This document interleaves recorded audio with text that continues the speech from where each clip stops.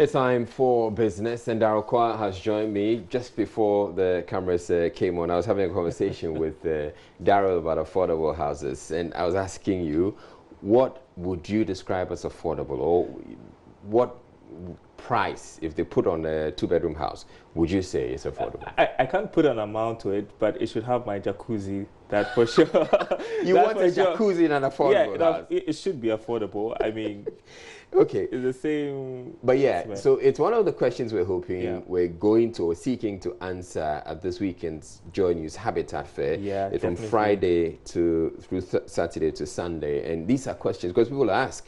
Government keeps on building houses and says they're affordable, but are they really affordable? And we are talking about technology this time around and how it can make it affordable as well. Certainly. Yeah. All right, you take it away. Right, thanks. Israel, we'll have that conversation afterwards. But right now, growth for the second quarter of the year increased significantly, went up by 5.7% compared to the 4.3% recorded same period last year. Here's Ebenezer Sabote's report. The growth was influenced by activities of the information and communication, mining and quarrying, health and social work and real estate subsectors. For instance, information and communication subsector went up by more than 52%. However, in electricity, forestry and fishing subsectors, activities in those areas went down significantly. Here's government statistician Professor Samuel Kobna announcing the GDP results to journalists in Accra. This has to do with current GDP with oil inclusive. For current GDP with non-oil inclusive, there has been an increase from 69,890.5 to 81,353.6 million Ghana cedis. In terms of sectoral distribution, the services sector continues to drive the economy with a value of 38,715, constituting 49%, followed by the industry sector, which has 27,998.5 million Ghana cedis, constituting 36.0%, and the agricultural sector contributing 12,080.10 million Ghana cedis, which constitutes 15% of the share of GDP. The government statistician has been making some suggestions on how to improve data gathering to aid measurements of GDP estimates. To explore other alternatives, specifically the use of VAT receipts and the deployment of scanners to help improve on the accuracy of the data that we collect. This is imperative because this is what other countries are doing to improve on the quality of statistics. Sending market readers out on a monthly basis has some challenges, but once we are able to scan the data set, the receipt, and we have the VAT receipt, is going to contribute to the accuracy of the data that we release. Also, there is an opportunity for us to look at what is happening with the evolution of supermarkets in the country, where we can easily tap into big data and will not be relying on the small markets for the prices, because we all would expect that all the commodities and all of us would go into these supermarkets and patronize goods and services from there. Based on the data, the Ghanaian economy can be said to be services-led. This is because activities in that area accounts for about 50% of the economy. It was followed by industry and then agriculture. Ebenezer Sabote's reports for Joy Business. Meanwhile, year-on-year inflation for the month of August currently stands at 7.8% after rebasing of the economy. Government statistician Professor Samuel Kobna explains. Literally, this means that in the month of August, there's a change in the general price level by 7.8% higher than the prices in August 2018. To reiterate the point, this 7.8 that we are announcing cannot be compared with previous inflation rates, and that is based on the context that we gave earlier on.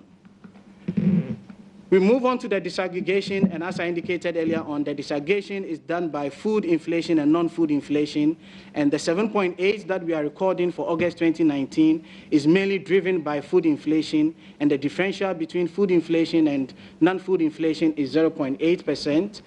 Another disaggregation that we do is by locally produced items and imported items, and the differential inflationary rate is 0.3%, with locally produced inflation being 7.9% and imported items recording 7.6%. Inflation is largely driven by alcoholic beverages, tobacco, and narcotics, which records 12.9%, and the least of this is insurance and financial services. So let's hear the thoughts of economist with Data Bank, Courage Buti, who says government must do more to meet its end-of-year GDP target. He has been explaining why there is a significant increase in the second quarter GDP figures. The reason for me is simple. I think it's largely a base drift effect. I think, yes, people will argue that a lot of government initiatives in the areas of manufacturing and the areas of agriculture, the investment going into planting for food and job. But the thing is this, if you are coming from a low base, the slightest investment could actually boost growth quite significantly. But after the base is broadening, the additions should be marginal. And then we could see that from the transition from 2017 to 2018, and then 2018 now to this place. For agriculture, agriculture, for instance, we saw that the growth rate in 2018 from the level in 2017 was quite significant, around, if I recall right, 9%. And that's because there is a huge investment is going into that sector and for food and job. The yield and the gains from, the improved yields from all the various lines of production actually boosted that level of growth. While away from that, corporate service executive of MTN Ghana, Samuel Quantin, has expressed worry about the increased cutting of fiber optic cables of the company, blaming it on the construction of roads. The fiber cuts, according to him, affect the network's operations, bringing to a halt the activities of some critical services in the country. Last year, MTN Ghana recorded 1,142 fiber cuts. The company this year alone has already suffered 822 cuts. Mr. Quantin made this disclosure at the annual Editors Forum in Wa. JoyNews Upper West correspondent Rafiq Salam reports. The annual Editors Forum, organized by the biggest telecommunications service in the country, MTN Ghana, is to update major stakeholders of the company, especially the media, about their 2018 operations and the focus of the company for 2019. It also affords MTN Ghana the opportunity to share with the media the challenges they are facing in their operations and plans of fixing them. Corporate Service Executive of MTN Ghana, Samuel Quantin, disclosed that one key challenge faced by the company is the increasing cut of the fiber optic cable, which sometimes results in the shutting down of sections of the network. In 2018, MTN alone suffered 1,142 fiber cuts across the country. Year to date, that's 2019, we have so far suffered 822 fiber cuts. And this impacts our services in the sense that sometimes when you suffer quadruple fiber cuts like we suffered sometime in April this year, it shut off a certain section of the network. Therefore, the network was down. People who needed connectivity for security matters, connectivity for their businesses were also impacted.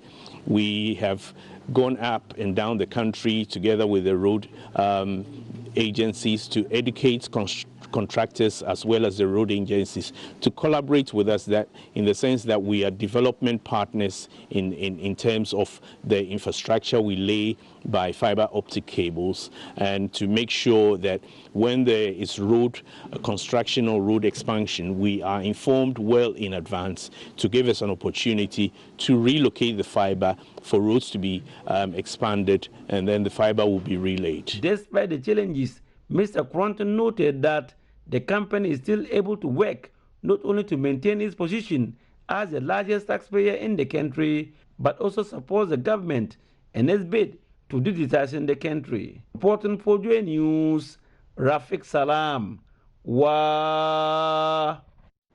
And finally, for this segment, a summary of some of the day's other business stories. The National Identification Authority has called out banks who are in the habit of rejecting the Ghana card to desist from such act. The Corporate Affairs Manager of the NIA, Assistant Controller of Immigration, Francis Pomdetti, according to Daily Graphic, stated that the authority has engaged the Bank of Ghana to advise the various institutions to heed to their warnings by accepting the Ghana card for all forms of transactions.